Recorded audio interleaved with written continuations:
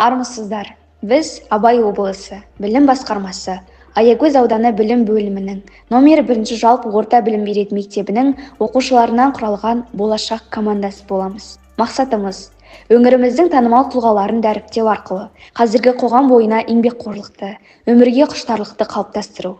Өзінің кіші отанын білетін және сүйетін азамат пен патриотты тәрбиелеуге атсалысу. Команда жетекшілері: информатика пәнінің мұғалімі Ахметжанова Балжан Бақтыбековна, тарих мұғалімі Жолдыбаева Камшат Еділқызы, журналист, спикер 10-шы сынып оқушысы Еркінқызы Толғанай, мобилограф 10-шы сынып оқушысы Халел Айзере, зерттеуші 10-шы сынып оқушысы Төлеуханова Аңсар.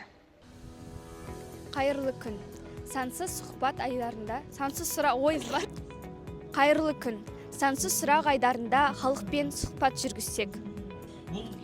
Сіз үшін осы Аягөз өңіріндегі 21 ғасырдағы танымал тұлға деп кімді айта аласыз? Мен енді Аягөз ауданы бойынша ең танымал адам деп өзім санаймын. Осы жерде таксист болып жүрген үлкен апайымыз бар, таксист апай. Сол кісі Оралхан Манабаева деген сол кісі деп ойлаймын. Ол кісінің қандай жетістіктерін білесіз? Ол кісі енді осы таксистікпен айналысқанда 30 шақты жыл болды деп ойлаймын. Таңғы 7-тен шығып, халыққа қызмет көрсетіп келе жатыр. Өзімде ол кісінің таксине сан рет өтіргем. Енді Аягөзде оны танымайтын кісі жоқ деп ойламаймын мен. Сізге рахмет, көп-көп. Рахмет. Сіздің ойыңызша Аягөздегі ең танымал адам кім? Кербез би тобының жетекшісі Шайханова Гүлжан. Сенің ойыңша Аягөздегі ең танымал адам кім? Ал мен ойымша Аягөздегі ең танымал ол Кербездің жетекшісі Гүлжан апай. Сіздің ойыңызша Аягөзде танымал тұлға кім? Таксист апа шығар. Сәлеметсіз бе? Сіздің ойыңша Аягөздегі ең танымал адам кім?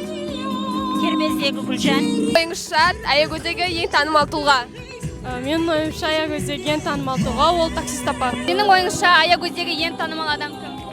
Менің ойымша Аягөздегі ең танымал адам Кербез тобындағы Гүлжан апай деп ойлаймын.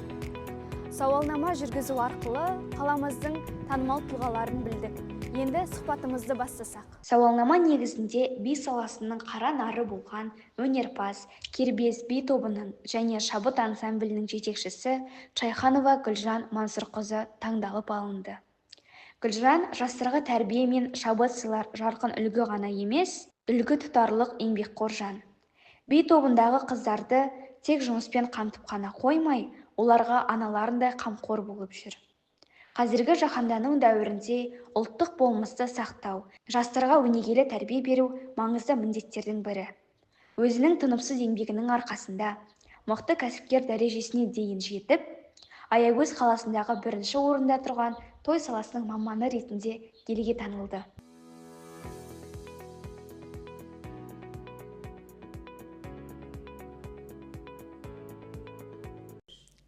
Сәлеметсіз бе Гүлжан Мансұрқызы? Сізді той бизнес саласының продюсер ретінде, сонымен қатар ауданымыздың тарихи тұлғасы, танымал тұлғасы ретінде халқымыз өте көп таниды деп ойлаймын. Өзіңіздің өмір баяныңыз жайлы қысқаша шолу жасасаңыз. Сәлеметсің бе? Менің өмір баяным ол мен кішкентай кезімнен номер 5-ші орта мектебінде оқыдым. 7-ші класс бітіргенге дейін, одан кейін 8-ші, 9-ші класста номер 3-ші мектепте оқыдым.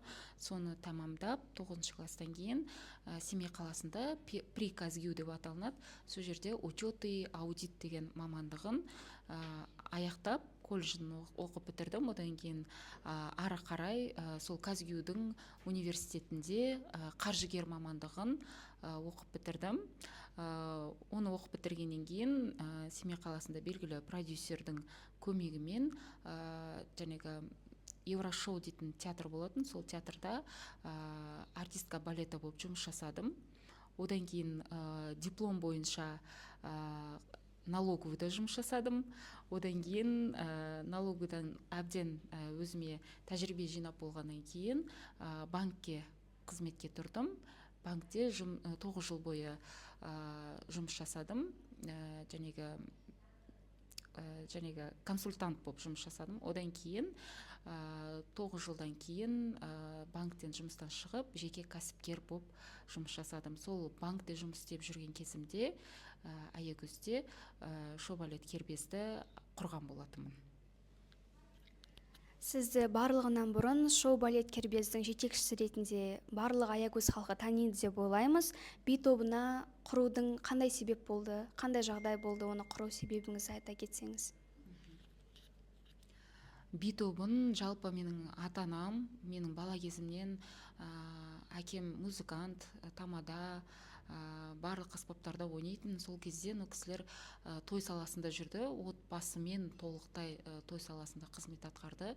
Ол кезде мен 4-ші сыныпта оқитынмын. Сол кезде мен өзіме айтқан болатынмын, міндетті түрде менің өзім тобым болады, өзімнің осындай ұжымым болады деп 4-ші сыныпта айтқан болатынмын. Сол кезден бастап мен өзімнің балалық арманыма, ешқашанда балалық арманымды сатқан емеспін, әлі күнге шейін сонымен келе жатырмын. Кейін жұмыс жасап, театрда жұмыс жасап, тәжірибе жинағаннан кейін сол топты құрдым. Сол шоу балет кербездің топ мүшелері туралы айта кетсеңіз, жасы қанша аралықта балалар өздерінің билерімен сахнада жүреді, сол туралы айта кетсеңіз? Алғашқы балаларды кербезге жинаған кезде ол кезде ВКонтакте дейтін және интернет желісі болатын, сол арқылы тапқан болатын. Іздеп отырып, ол кезде алғашқы құрам кербездің сол өнер мектебінің оқушылары болатын. Ол кезде олар 8-ші сыныпта оқитын, 9-ші сыныпта оқитын. Қазір де әлі күнге шейін сол 8-ші, 9-ші сыныптан бастап бізге қатысады. Кейін студент болып кеткен кезде жазғы демалыстарда келіп бізде өнерлерін көрсетеді. Одан кейін тұрмысқа шығып өзіміз жатып жатамыз сол балаларды.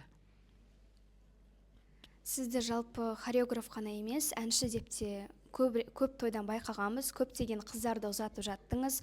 Сол әншілік, сонымен қатар би билеу сіздің бала күніңізден өзіңіздің бойыңызға дарыған талант па?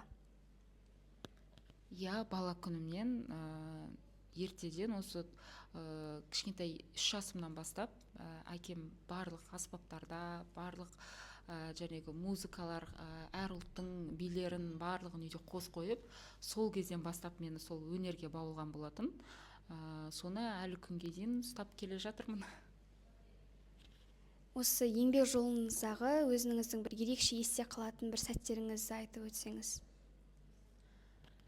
Өнер жолында жалпы күнделікті ғой, есте қалатын күнделікті қызықты сәттер көп. Негізі енді білмеймін даже қандай естеліктер. Көбінесе ұзату тойларда болады. Ұзату тойларда қызды ұзатып кетіп бара жатқан кезде ата-аналары қимай, қолымнан жұлып алып, мен қыздарын алып кетіп бара жатқандай болып, мені итеріп жібергісі келетін бір кездерде болған. Кейбір қыздар болады, сәукелені көрсе шошитын қыздар да болды. Сондай бір есте қалатын сол кездер ғана шығар, ерекше есімде қалған. Жылап емес, күліп, билеп ұзатылған қыздар болған сыңсу өлеңіне.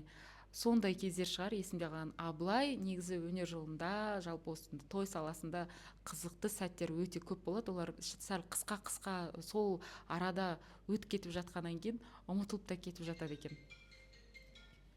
Қазіргі таңда өнерді де өзіңіздің отбасыңызды да қатар алып жүрген бірден бір танымал жанның бірі болғандықтан, өзіңіздің отбасыңыз жайлы қысқаша шолу айтып өтсеңіз? Мен қазір тұрмыстамын, тұрмыс құрғаныма 9 жыл болды. Жолдасым жәнегі ұстаздық жолында, математика саласының маманы. 2 балам бар, қызым және ұлым бар, екеуі де мектеп оқушылары, және де мамам бар, жолдасымның анасы. Барлығымыз бірге тұрамыз, жәнегі осы күнге дейін бизнестарымды, жәнегі өнер жолында қатар алып жүргенім осы менің отбасымның үлкен қолдауының арқасында деп білемін. Әсіресе енемнің, өз ата-анамның бала жағынан болысып көмектесіп жатқаны, жолдасымның әрдайым менің осындай күнделікті қозғалыста үлкен уақытым болмай жүргеннің қозғалыстар жүретін, отбасыға көңіл бөле алмай жататында уақытым болады. Сондай жағдайда түсінікпен қарап, қолдау білдірген арқасында осылай бірнеше саланы бірге қатар алып жүргенімде сол шығар деп білемін. Алдағы уақытта алға қойған мақсаттарыңыз, қандай жақсы жоспарларыңыз бар? Жоспар өте көп.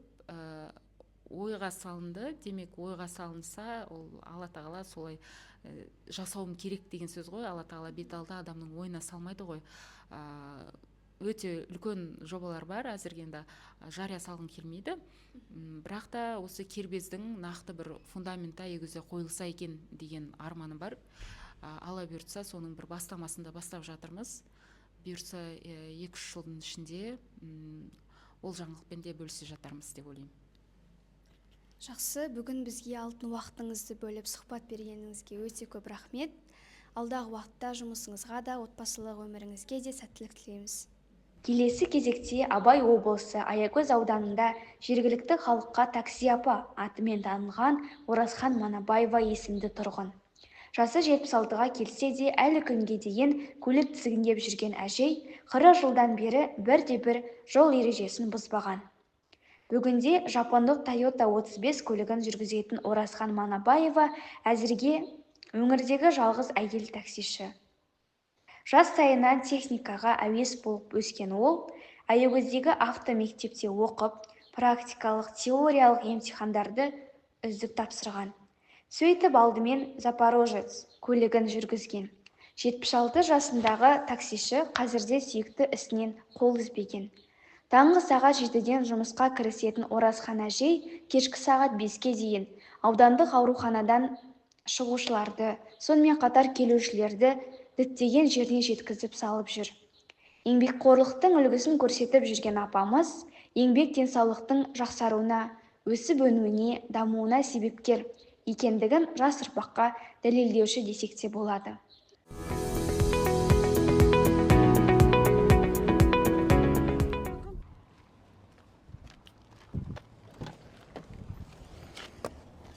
Қалыңыз қалай апа?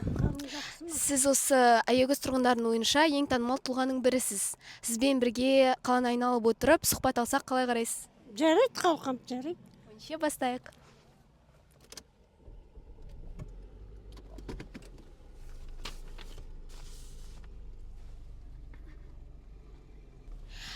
Апа, не үшін басқа нәрсені емес, осы көлік жүргізуді таңдадыңыз? Енді біз атаң екеуміз үйленгеннен кейін сауда саласында жұмыс істедік. Ол кезде жоспар береді, жоспарды артығымен орындап, жақсы жағынан көрініп жүрдік. Сонан кейін бізге Запорожец деген машинені Тұрлыхан Нұрахметович деген бастығымыз сыйлады, кооперацияның бастығы. Содан бастап көлік жүргізіп кеттім. Аталарың жұмыста болды, мен кішкене арасында соны жүргізіп, содан бері қызығушылық танытып, 40 жыл болды мен көлік айдағалы. Осы 8-ші көлігім. Басында советский машиналар жүргіздім. Одан кейін оны айырбастағым келмей, сөйтіп жүргенде көпшілік баламды айтты, жақсы жеңіл машина алсаңыз, аналар ауыр деп. Сөйтсем, расында мына шетелдің машиналары өте жеңіл екен, жайлы екен. Содан міне Запорожьеден кейін Жигули айдадым, Жигулиден кейін Ауди айдадым. Солай қазір Toyota 35 деген машина айдаймын, өте жұмсақ. Кәртейген чағымда шаршатпайды, апаратын жерім апарат. Міне сондай жағдай екен. Машина жүргізуді тапсырған емтиханыңыз қалай өтті? Қалай тапсырдыңыз? Енді біз 1984 жылы оқыдық. Сонда 22 жігіт оқыды. Біз бір орыстың келіншегімен мен ғана екеуміз ғана оқыдық. Енді әрине тапсырған кезде жүрегіміз қобалжыды. Біз әсіресе ана экзаменнан жақсы өттік, отличный. Вождениеға келгенде кішкене қиналдық енді. Бірақ сонда да өттік. Содан бері міне көлік жүргізіп келе жатырмыз. Алғашқы жүргізген көлігіңіз туралы қысқаша ақпарат айтып өтсеңіз. Алғашқы жүргізген көлігім Запорожец деген болады. Мотор артында болады. Воздушный, оған іштеңке құймайды. Өте жеңіл жүретін көлік екен о да. Объемы да кішкентай. Сонан кейін барып жүгілі айдадым, оның объемы одан үлкендеу. Ол да жақсы советтің машиналары. Олардың енді темірлері мықты ғой, мыналар сияқты емес.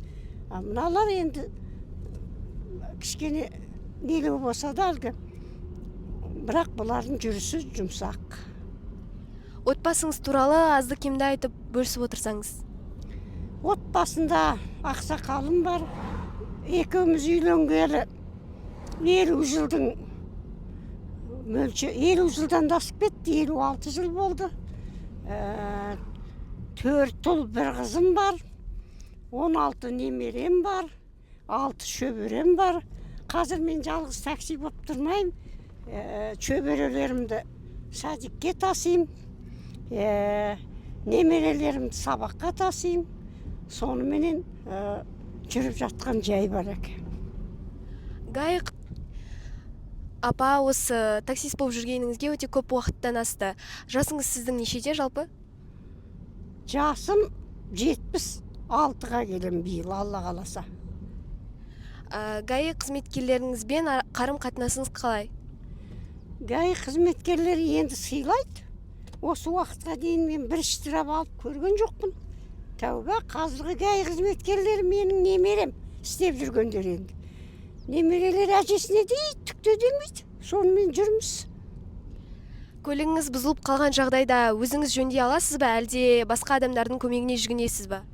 Қазір Құдайға шүкір жөндейтін кісі көп, Есто деген көп, машина жөндеу орталығы дегеніңіз ой көп, қайсына барсаң да жөндеп береді, бірақ енді өшіреді. Менікін өшіретсіз жөндеуге ұлдарым арқасы тәуба. Енді менің өстіп 40 жыл көлік айдап жүргеніме бір Алланың арқасы деп айтам мен. Онан кейін мына ұлдарымның арқасы мына міне толып тұр ғой, осы ұлдардың бәрі сыйлайды. Бір дөңгелегім жарылып қалатындай жағдай болса, мен капотымды ашып, дөңгелекті алғанша олар жүгіріп келеді да, осы машинам дөңгелегін ауыстырып береді. Міне ол ең бергі әшейін жеңіл жеңіл енді пример ғой, енді орысшанды араластырып жүреміз, араластырмау керек негізі. Сондай осы айтып тұрмын ғой, бір Алла мен ұлдарым арқасы. Осы кезге дейін таксист болып жүргендегі қызықты оқиғалардың біреуімен бөлісе өтсеңіз? Енді қызықты оқиғалар болғанда бір рет 4 военный жігітті салып ап кетіп бара жатыр ем. Ана южный заправкаға. Ана рельсті түгел қопарып тастапты. Жүкпен, құммен өтіп жатыр екен. Құмға өтейік деп барсақ, 8 машина батып тұр екен. Сосын ұлдарға айттым, әкем, мыналар өте алмағанда біз өте алмаймыз ғой мынадан. Не істейміз енді, осы жерге түсіп қалыңдар деп ем. Апатай, біз енді жұмыстан қалдық. Военный жұмысты білесіз ғой енді. Бірдеңке апарыңыз енді, ойбай, енді қайттық. Итеріп жерерміз деп сөйдеді. Балам, итермек түгіл әне трактор сүйреймін деп батып тұр. Деп сөйдебім, болмады, енді не істейміз апа деп. Сосын міне Алланың құдіреті, кішкене жақындап бардым да, өзім білетін 3 сүрені оқып, Аллаға сыйынып, Бисмиллахир-рахманир-рахим, бір Алла қолдаушымыз деп, әлгі 8 машина бөксабайттап тұрған құмнан аман есен өттік те кеттік. Апарып салдым, риза болды. Енді қайтарда келіп, ана нелерден сұраймын ғой. Балалар, мынау қашан бітеді? Бәл апа, бұл қазір бітпейді. Сіз анау жақпен айланып барыңыз дейді. Бұл жақпен енді мен қарай айланып барам. Қайтадан кеп әлгі орныма келдім де, тағы да Аллаға сыйынып, тағы да солай жалынып, жалпарынып өтіп ем, Аллаға шүкір, тағы өте шыққаным. Міне, осындай көп жақсы Алланың жақсылықтарын мен көріп тұрам. Апа, енді қазіргі қыз-келіншектерге айтар кеңесіңіз? Қазіргі қыз-келіншектер енді бұрын біз оқыған кезде ешкім болмаған, қазір енді көп. Құдайға шүкір, тәуба, енді оқығандары жақсы ғой. Білімнің ешқандай зияны жоқ. кейбір мысалы таксиге отырады, бала шағасы бар, ол таксиге ақша да шақ келмейді. Оқып алғаннан кейін машинесі болса, әйтеу бір бензинін құйып қойса, яслиге баласын апарса да, тамағын апарса да, жұмысына барса да кішкене жақсы ғой енді, такси болмаса да. Күйеуі жұмыста, машине бар, таксимен жүреміз деп айтатындар болады. Сондықтан менің айтарым, оқып алыңдар, өнердің артығы жоқ. Өнердің артықшылығы жоқ, әйбат қой енді оқу деген, оқыған деген. Сол. Қазір қарап отырсам, сіздің басыңызда орамал тастамайды екенсіз. Осы орамал тастамауыңыз сіздің қазақилыққа жатқызғаныңыз ба, әлде Алла тағалаға сенгеніңіз ба? Бұл орамалды мен жатсам да тастамаймын. Өйткені 30 жыл болды тәуба міне мешітте қызмет жасап келе жатырмын. Ол бір екінші намаз оқығалы да 30 жылдың мөлшері болып қалды. Сондықтан бұл қазақтың салтына да жатады. Діни жағына да жақсы. Мына шаш көрінбей тұру керек.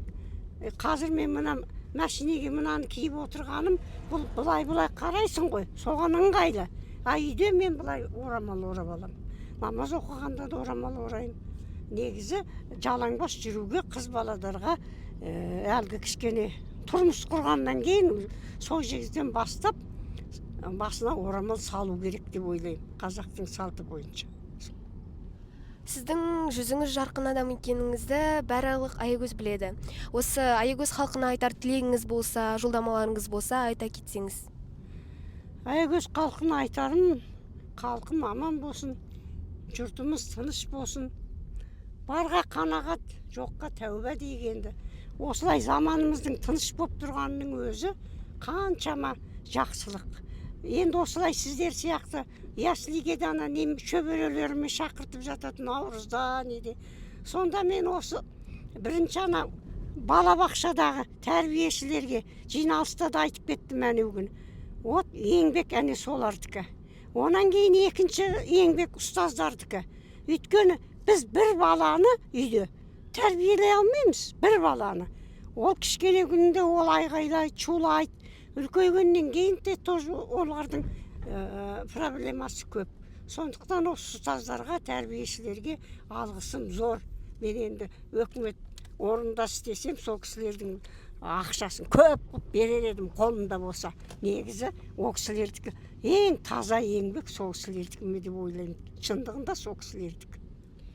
Ал енді апа, осы сұхбатымызға келіп, алтын уақытыңызды бөлгеніңізге сізге көп рахмет. Еңбегіңіз ақталып, осылай Аягөз халқының қадірлі де сыйлы тұлғасы болып жүре беріңіз. Рахмет сізге көп-көп.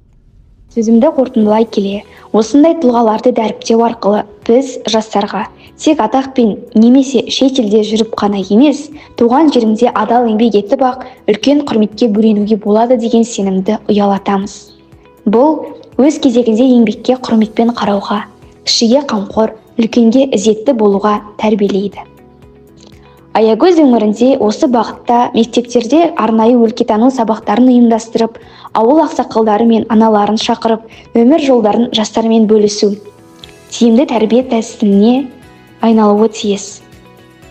Сонымен қатар, бұқаралық ақпарат құралдарында, әлеуметтік желілерде осындай жандар туралы бейнероликтер, мақалалар жариялау да жастарға мотивация берер еді. Халық арасынан шыққан үлгі тұтар тұлғаларды насихаттау, өткенді құрметтеп, болашақты нықтаудың бірден-бір жолы.